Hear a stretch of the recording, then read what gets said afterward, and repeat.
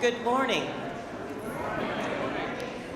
My name is Mebby Jackson, and I am wearing two hats today. I am the board member on duty, and I am also the Joys and Concern lady. So you'll see a lot of me today. So I would like to welcome everyone to the Tennessee Valley Unitarian Universalist Church. I'm a member of the board, and us on the board and the program council welcome all visitors and regulars and those online.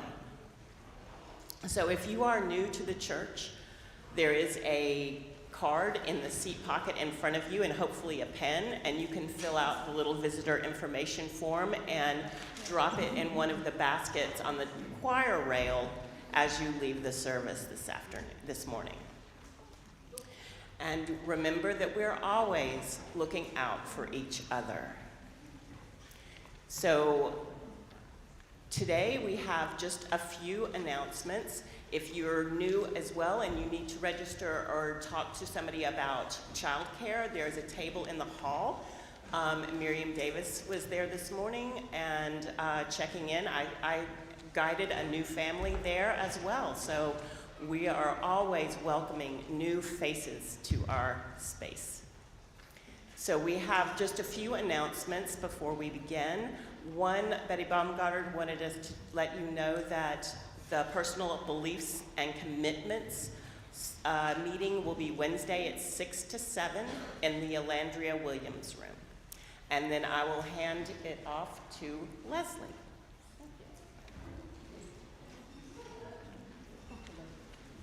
Good morning, everybody. Good morning. My name's Leslie Jankosian, and it's so nice to see everybody here today. I'm glad to be with you. I'm pleased to announce that we will have a rummage sale this year. So everybody, yeah. Our date of the sale is Saturday, March 23rd. And if you know anything about our rummage, you know that we take a whole week, and we need that whole week to get it done. Load-in begins on March 17th. You can bring items all week, and you'll be seeing more of me over the next coming weeks while I highlight certain aspects of the sale. I want to stress today that one of the things that we do is we have a lot of fun. If you're newer to this congregation, you don't know a lot of people, this is a great way to come down and spend 1, 2, 4, 7 hours, however long you want to be here. Help us schlep things around the building, price them, get to know other members of the congregation. There's a number of us that have been stalwarts at this for years. But one of the things I want to highlight today is our need for a kitchen manager, because we cannot ask people to be here at 9 o'clock in the morning until about 7:30, 8 o'clock at night without feeding them. And that means volunteers for casseroles, brownies, snacks, just bring it in, drop it off. But I need 1 or 2 people who are willing to come in every evening, make sure our kitchen is cleaned up and ready for the next day, and they must be able to run the dishwasher. Okay, yes, I was trying to go for the comic effect there. So if you know that you would be interested in helping us with kitchen management, that would be great. You do not have to be here all day. Just kind of check on us once during the day. Make sure we have enough food. Come back in the evening. Help us make sure that we'll be cleaned up. I'll be here all the time. I know other people who will be here all the time. And I will tell you more in coming weeks about other ways you can help. But for today, that's my ask, is find me a kitchen manager. Y'all have a wonderful morning. Thank you. I look forward to this.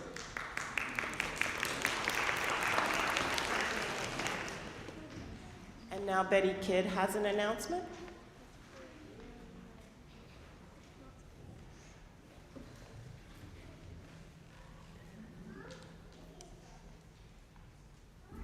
Good morning. Good morning. Y'all already know you're going to hear more about food, right? I feel like I don't stand in front of the congregation unless I'm talking about food. So that's not a bad thing, though. Our first Sunday lunch next week kicks off a month-long celebration of TVUUC's 75th anniversary. Happy birthday, TVUUC. When you came in this morning, you may have noticed that our ushers have a certain look about them. They are graciously modeling our first Sunday lunch aprons. And they're helping to promote a new volunteer recruitment effort for the first Sunday lunch team. This is a new team that we're trying to build up our bench and make first Sunday lunch a little bit less stressful for everyone who's involved in hosting it. First Sunday lunch takes 12 or more volunteers every time to pull off the event. If you're interested in a new opportunity or an opportunity to plug in, this is a no skills needed, no long-term commitment, great opportunity also to meet people who are involved in making things happen at the church. There will be a sign-up table in the fellowship hall after the service. Please come by and see us. You can sign up to bring food to the first Sunday lunch next week, or you can get more information about being part of the team that makes these super special events at TVUC happen. Thanks for your time.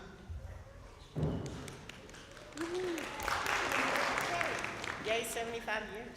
And our final announcement is Eddie Chin. Good morning. Just a couple of announcements here. Hope all of you know that we moved the congregational meeting back to February 25th on there. With that said, right now, if you go to the tvuc.org homepage, you can access the 2024 bylaws that we're going to be voting on.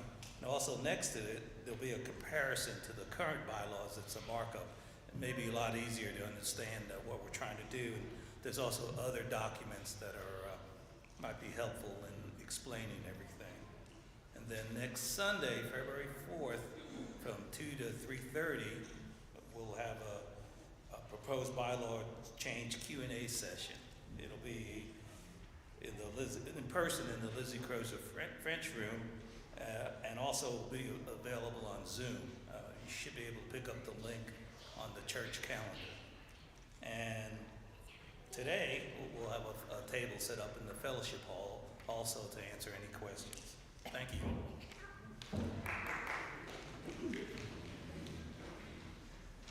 Okay, so after the service, please join us in the fellowship hall for coffee and conversation, and you can sign up for all the wonderful things that we have coming up in this wonderful celebration of our anniversary.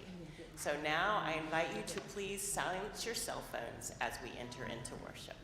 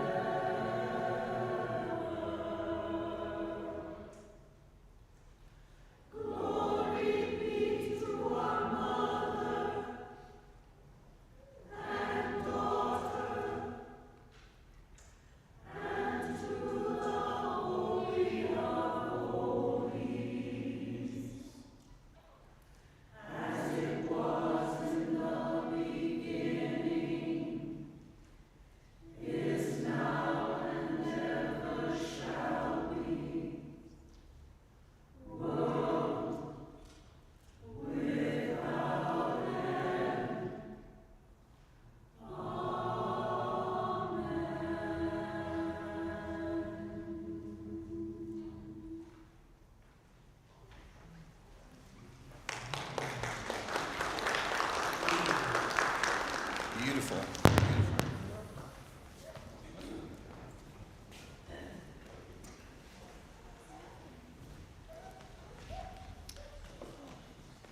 Welcome to all who seek renewal in this weary world. Welcome all who come with love and energy to share. Welcome to those who worry for the future, and welcome all who are grateful for today. Know that in this place you are not alone.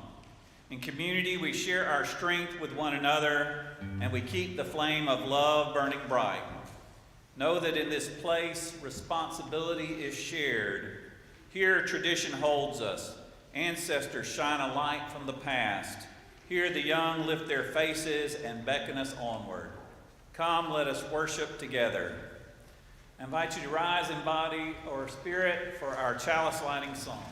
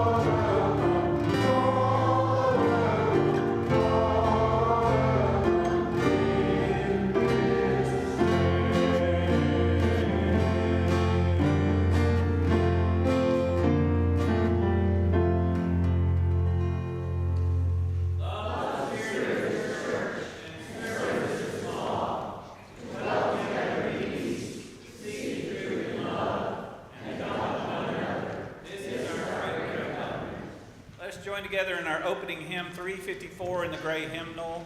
We laugh, we cry. Thank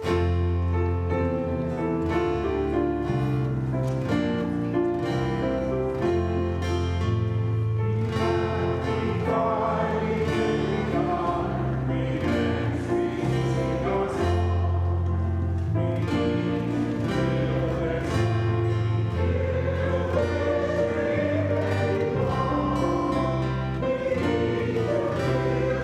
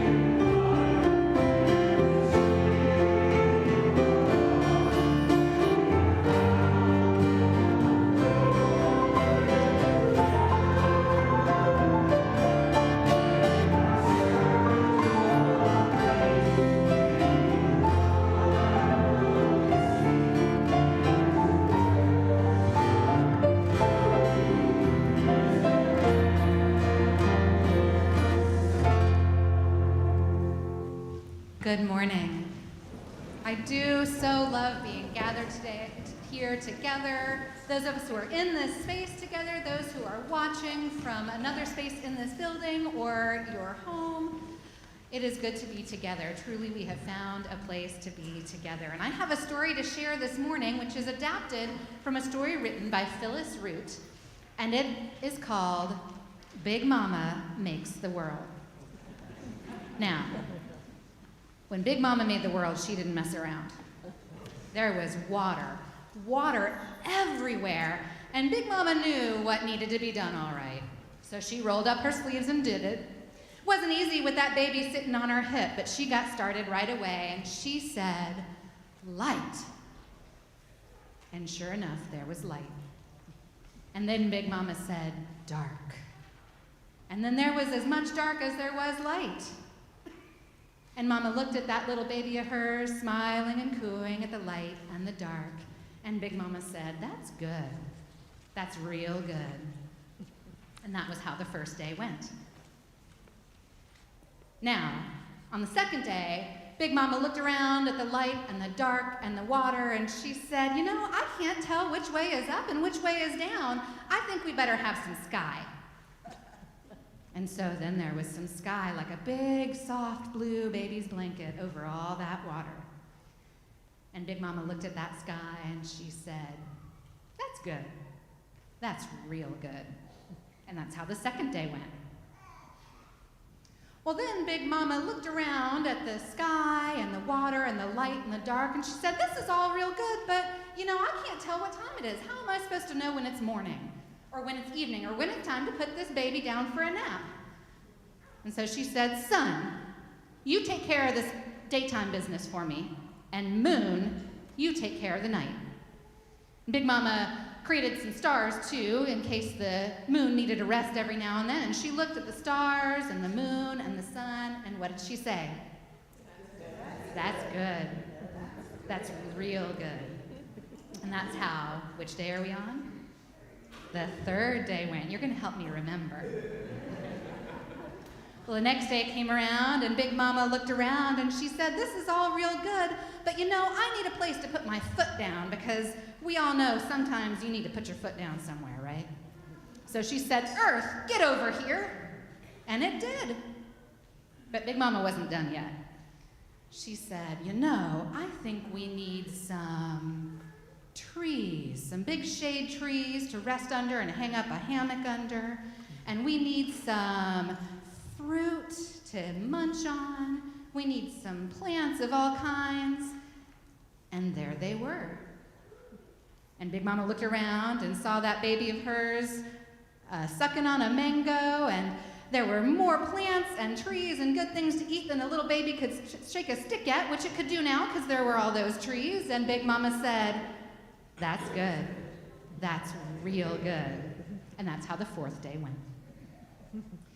Big Mama looked around at all the things that were there. She saw that it looked real good, but it was awfully quiet down there. She decided better there'd be some birds. There should be some fish. And so she created all kinds of critters in the water and in the skies. And they went around doing what they do, and Big Mama said, that's good. That's real good. And that's how, which day? The fifth day went. Now, Big Mama was starting to get kind of tired. Have any of us ever been tired? She'd done a lot of creating, and she was getting pretty close to being ready for a rest, but she decided she needed to kind of finish it all up in a hurry, right, so she could get to her rest. So she said, okay, I need some creepers and some crawlers and some diggers and some divers and some, let's see, critters of all kinds. Well, I tell you what, anything else that wants to get creative, now's your chance. Come on. And pretty soon there were all kinds of critters all around. But Big Mama looked at him for a minute and thought, you know, I'm lonely. I need some folks who can tell me stories, swap stories with me, because these critters are all great, but none of these creepers or crawlers can tell a story worth a nickel. So Big Mama, they maybe could. So Big Mama found some leftover mud, and she pulled and she shaped And pretty soon there were folks of all kinds all over the place, folks of all different sizes and shapes and shades. And that's how Big Mama spent that evening, sitting on the front porch swapping stories, because every one of those folks had a story to share with Big Mama. And Big Mama looked around and said, "That's good. That's real good." Big Mama was about ready for her rest, but she did one thing first. She gathered all those folks around and she said, "This is a real nice world that we've got here, isn't it? I'm about to take a day off to rest. I need a nap, and so does my baby, but I tell you what, you need to take good care of this world because I will be watching." So Big Mama took her rest.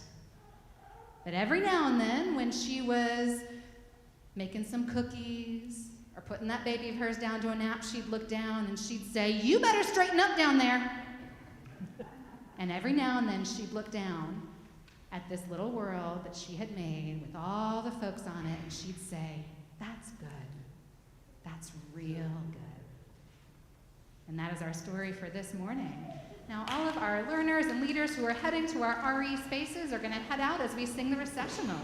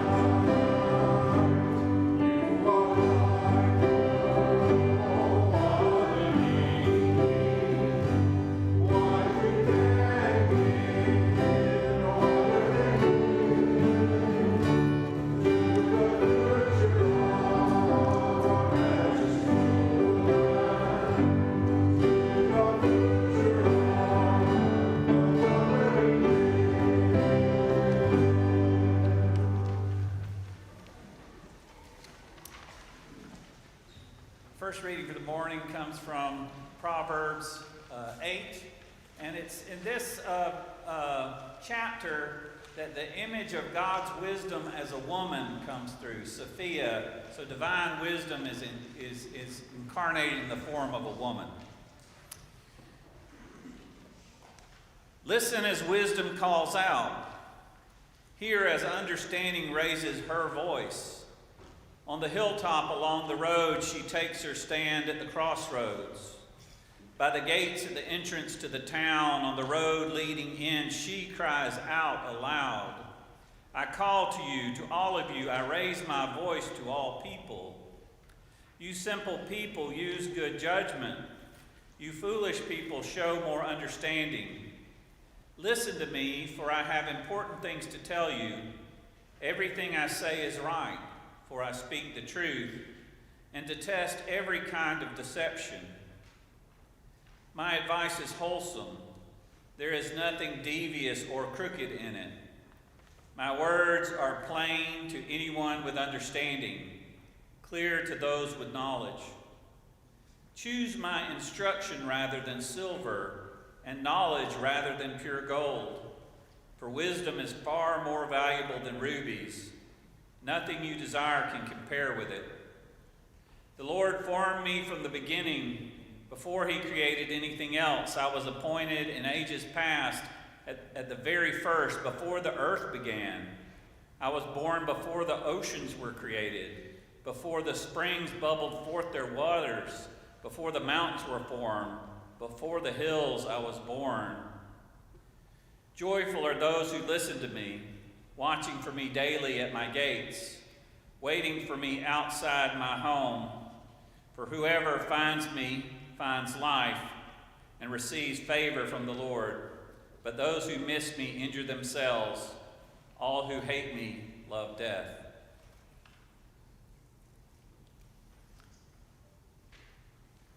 And next we have a prayer that was written by a mentor of mine, Annie Furster, who was famous for knitting in every meeting. So every meeting she went to, she would knit. And sometimes some of the older men thought she wasn't paying attention. But she would stop knitting for a second and say something so clear and decisive and with such clarity and wisdom, and then she'd start knitting again. So here's her prayer.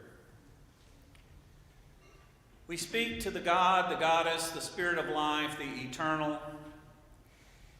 We speak to the mysterious thread that connects us one to other and to the universe.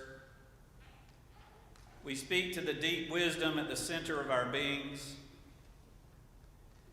We embody the yearning of all people to touch each other more deeply, to hear each other more keenly, to see each other's joys and sorrows as our own, and know that we are not alone. Unless we create solitude for ourselves, and even then community awaits us. Out of our yearning, we have come to this religious community. May we help each other to proclaim the possibilities we see, to create the community we desire, to worship what is worthy in our lives, to teach the truth as we know it, and to serve with justice in all the ways that we can, to the end that our yearning is assuaged and our lives fulfilled in one another. Let us go now into the silence of the faith that is unique to each of us and still the same. Let us pause for a moment of silent worship together.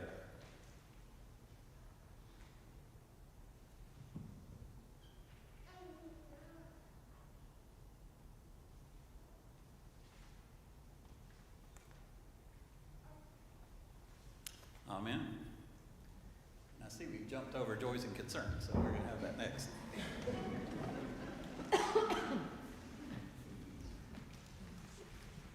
Hello, it's Mebby again.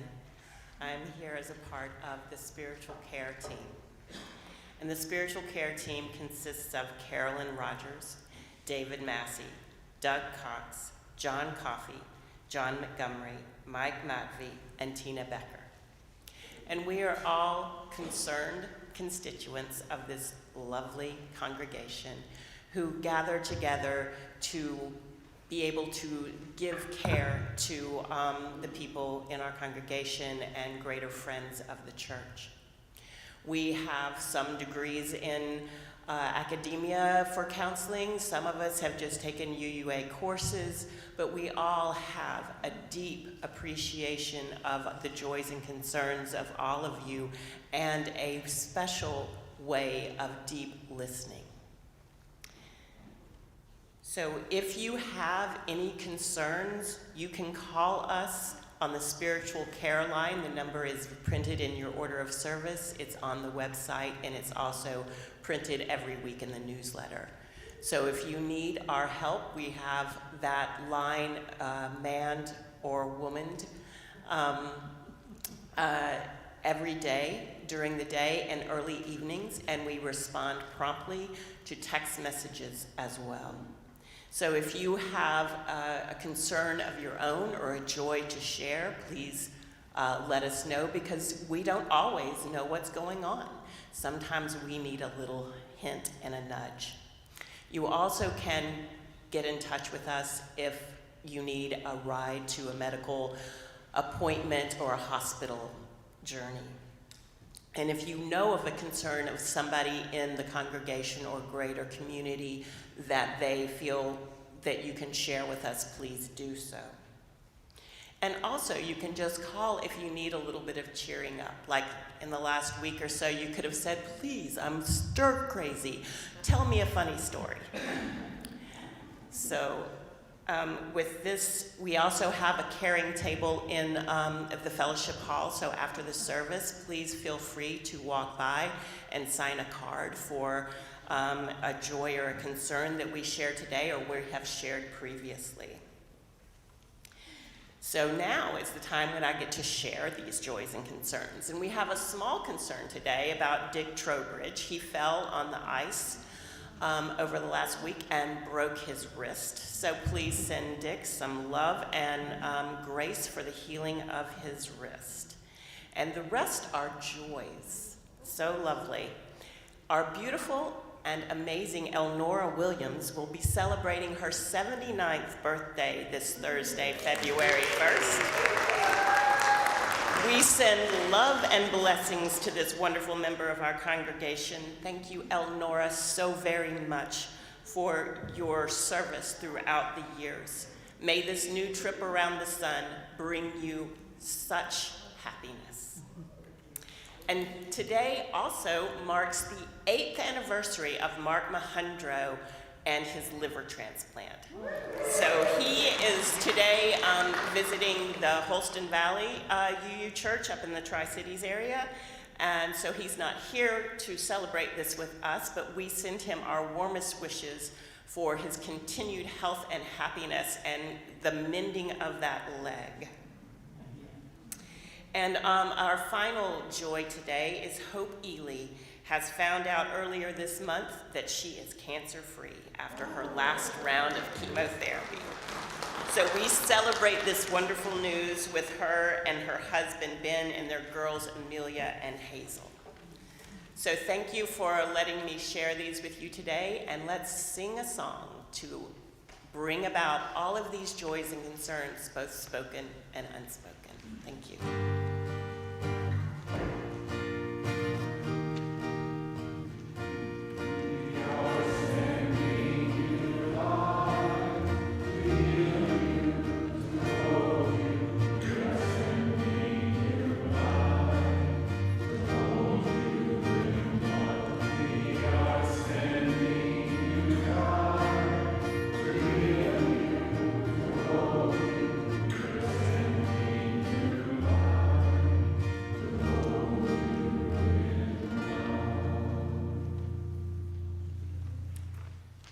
You may remain seated for our next hymn, which is an insert, Faith of Our Mothers. We're singing verses 1 through 3.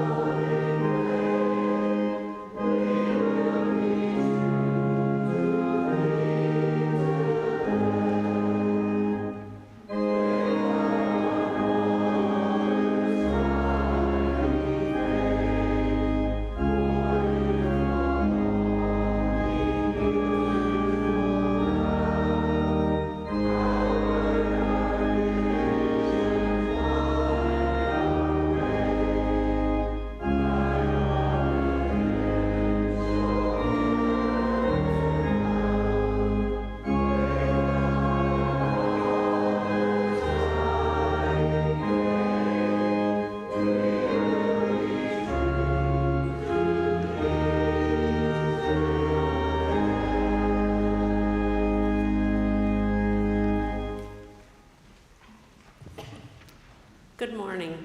My name is Claudia Presley. I'm the Director of Finance and Operations here at TVUC. If you're visiting us for the first time, or you haven't been here in a little while, you may notice that we're doing something different.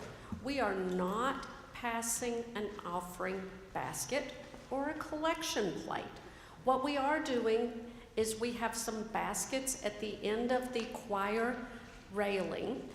When you leave, you are more than welcome to put in cash or checks. You can also give through our giving kiosk, which is out in the lobby. You can text give to the number 73256, type in TVUUC, the amount you would like to give. Or if you're watching us online, there should be a bar or a button that says Give Now. You can press that, and that will take you to our secure giving site. We do encourage you to give during this time, even though there's not a basket or a plate being passed.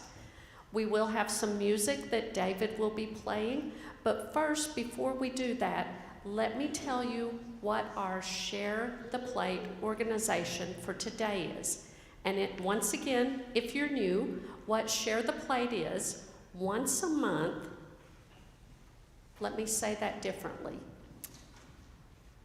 2 Sundays out of every month, we have one organization that is our Share the Plate organization.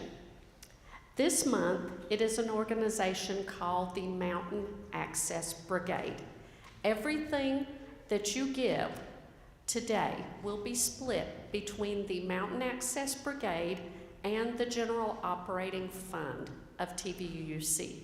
So we do invite you to give generously, whether that is online, whether that is here in the building, or whether that is out in our lobby. But to tell you about the Mountain Access Brigade, let me read a little bit of their words. Mountain Access Brigade, we fund abortions for Tennesseans. Abortion laws have made it increasingly difficult for Tennesseans who do not wish to be pregnant and need to travel to another state for abortion care. This disproportionately affects people with lower incomes.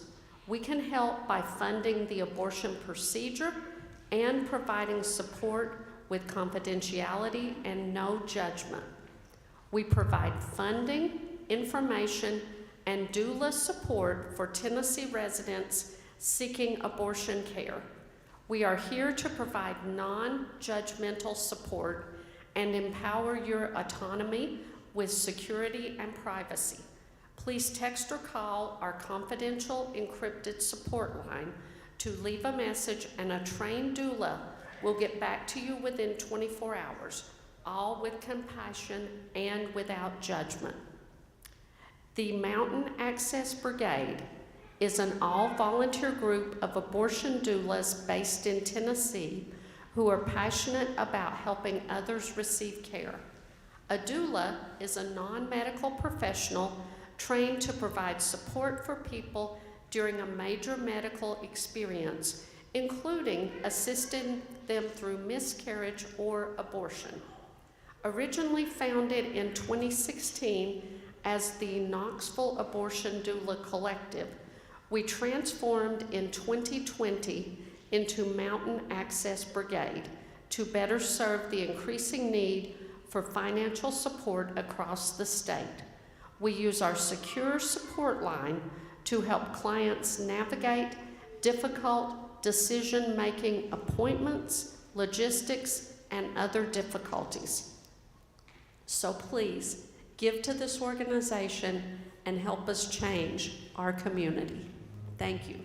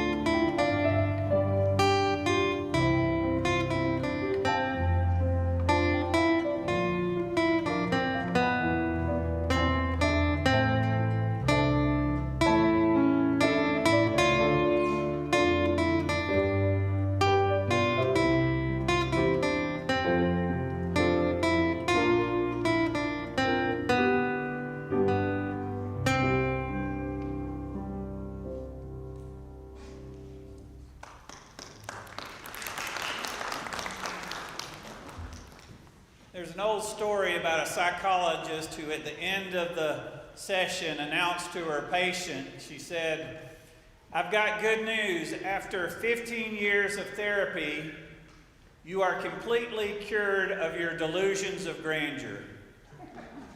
And the patient sighed and said, 15 years ago I was God. Now I'm nobody. This morning I want to talk about God and all the many different things we might mean by that word. This morning I'm mindful of something that Dag Hammarskjöld, Secretary General of the United Nations, once said.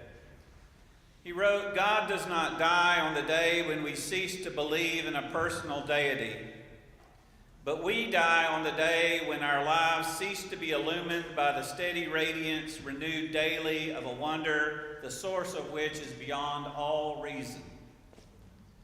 So this morning, I will be speaking about God, but if that word has no meaning for you, find another word to describe that experience which illuminates our lives and fills us with wonder and awe beyond all reason. There are millions of names for God in Hinduism. There are 99 names for God in Islam.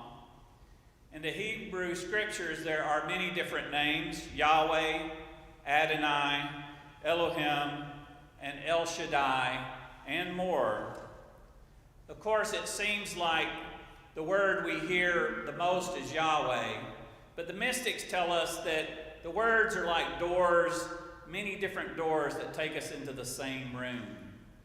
And we need many different words and images to give us that same experience.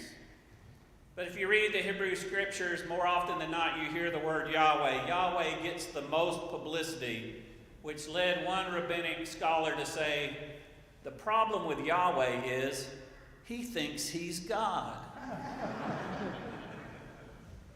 Our church recently hosted a workshop called Reclaiming the Divine Feminine, led by the Reverend Maggie Whitehouse of Unity Church. I was one of 3 men in the room, otherwise made up of women, and I found it a very interesting presentation. In the workshop, Reverend Whitehouse pointed out that the Hebrew word for God, El Shaddai, which had that lovely offertory set to that name, El Shaddai translates into the many-breasted one. In other words, the image is a feminine one. It is a maternal image. The image lends itself to non-anthropomorphic ways of reflecting on God as many different animal mothers who can nurse many different babies at once. God is the nourisher and nurturer of life. In other words, whenever we see a cat nursing her kittens or a mama dog nursing her pups, we are being given an image of God.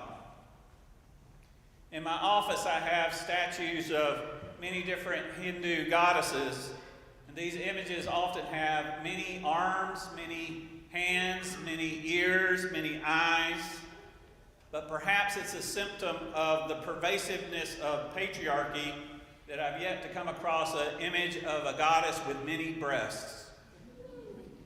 In our overly sexualized society, perhaps such a statue would be rated R, to use the movie language. However, when we think in this way, we are missing the point of that word, El Shaddai. When my wife Suzanne was a young mother, she was part of La Leche League, which is an organization dedicated to teaching about the benefits of breastfeeding. And within that organization, there was a more radical group that would challenge any business that had a rule against public breastfeeding. If a mall and a store or any organization made a rule against public breastfeeding, then a big group of mothers would gather at that store, sit in that floor, and nurse their babies in public in defiance of the law and the rule. Just sit right down there and get to nursing. Whenever I hear the word El Shaddai, that's the image that comes to me. Groups of mothers committed to nourishing and sustaining life, even when it means breaking the rules, even if it means upsetting sensibilities, even if it means creating a stir. Radical love, willing to make waves in our world. So as we contemplate the many names for God, we should also remember something the Reverend Forrester Church said. He said, God is not God's name, but our name for that which is greater than all, yet present in each. God is not God's name. Yahweh is not Yahweh's name. Adonai and El Shaddai are not God's names. These are our names for something larger than ourselves that we feel present within ourselves. The theologian Paul Tillich put it this way. He wrote, "The name of this infinite and inexhaustible depth and ground of all being is God." That depth is what the word means. And if that word has not much meaning for you, translate it and speak of the depths of your life, the source of your being, of your ultimate concern, of what you take seriously without reservation. Perhaps in order to do so, you must forget everything traditional that you have learned about God, perhaps even the word itself. For if you know that God means depth, you know much. You cannot then call yourself an atheist or unbeliever, for you cannot think or say life has no depth. Life itself is shallow. Being itself is surface only. If you could say this in complete seriousness, you would be an atheist, but otherwise, you are not. One of the most interesting conversations I've ever experienced in this church was a conversation at a church potluck between Clint Walker, a young adult of blessed memory, and Xavier Mankel, who was a Catholic priest, also of blessed memory. But I was just sitting down, happened to sit next to both of them, and Clint Walker was explaining to the Catholic priest exactly what kind of pagan he was. And he is typical of Clint. He started out with what he was not, and I hope I don't offend anybody. He was not an Egyptian-style pagan, and he wasn't a Celtic pagan, and he went through a lot of other things he wasn't, until he got to the Greek tradition, and he said that his spirituality centered around the Greek goddess Athena, whose temple is the Parthenon on top of the Acropolis in Athens. He said that's the central figure for him. And that goddess Athena is the goddess of wisdom, and she has some pull here in the Bible Belt, because if you go to Nashville, our state capital, you'll discover there's a recreation of the Parthenon, and Athena is sitting on her throne. Nashville originally had a lot, and still does have a lot of colleges around, so having Athena, the goddess of wisdom, presiding over a city with lots of colleges seemed appropriate. And there's a corollary between the goddess Athena and Sophia in the Bible, that feminine image of God's wisdom who calls out to us. As the words of Proverbs say, "Listen as wisdom calls out. Hear as understanding raises her voice. On the hilltop along the road, she takes her stand at the crossroads. By the gates at the entrance to the town, on the road leading in, she cries out. I call to you, to all of you. I raise my voice to all people." When you ponder these words, you begin to understand why the rabbi said the problem with Yahweh is he thinks he's God. Indeed, archaeological evidence suggests that feminine images of God are much older than masculine images. Indeed, many of the temples to gods all around the Mediterranean were originally sacred sites for the goddess. If you're an archaeologist, you just dig deeper to find the sacred sites that are underneath other sacred sites. And so to discover the divine feminine, we just need to keep digging deeper below the surface. There's a song that is often sung in women's circle with these lyrics. "We come from the goddess, and to her one day we will return, like a drop of rain flowing to meet the ocean." And this is the role of the divine feminine. She gives us life, she receives us in death, and she inspires us while we are still living. Like a group of feminist moms at a nurse-in, she is on our side. She is on the side of life. She is comforting and nurturing and a fierce defender of the young.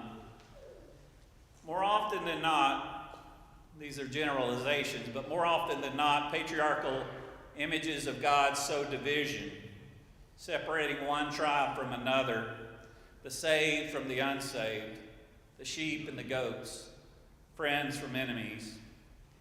Whereas, more often than not, the feminine form of God seeks unity, not division, union, not separation, communion, not estrangement, as moms do. A vision of life where even the weariest river winds somewhere safe to sea.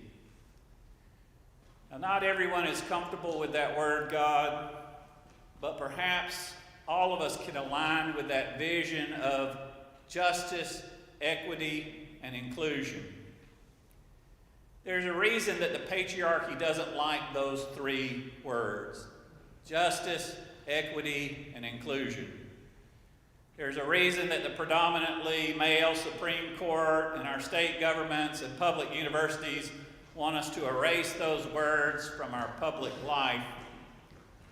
Justice, equity, and inclusion are a threat to patriarchy. Justice, equity, and inclusion are an invitation to ponder the feminine face of God. Did you notice that most of the university presidents that were put on the hot seat by Congress were women? Anybody notice that? I did. Did you notice how quickly the men dropped out of the presidential race and rallied behind another man against a woman in New Hampshire? I noticed that. Did you notice that the person to get nominated for an Academy Award for the leading actor in the Barbie movie was a man? And over the summer, the Southern Baptist Convention was kicking out mega churches, huge congregations, because they had women ministers. Patriarchy is in reaction mode these days.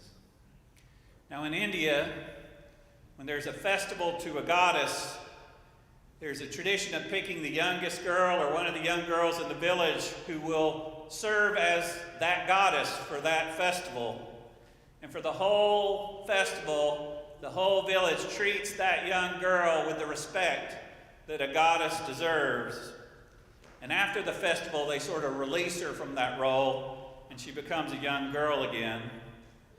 However, the lesson remains that the divine light shines in all of us. Each of us is an embodiment of the divine. As the proverbial patient said to her psychologist, 15 years ago I was God, now I'm nobody. But we don't have to look at life that way. It's a very limited way to look at life. Another way is to say we are all somebody. Everybody is somebody. There is a divine light that shines in every one of us, and it's our call to let it shine. As one theologian put it, God is the good we do, when and where we do it. God is practiced like dance, like music, like kindness, like love. God's work is our work to become more human, more loving, more compassionate, more courageous, more just, more intelligent, more happy, more caring, more nurturing, more nourishing. God is the good we do in everything we do. God is not God's name. God is our name for the work that we do. So as we leave this church today, let's go out and do that work so that the divine light will shine in us and around us everywhere we go. So be it.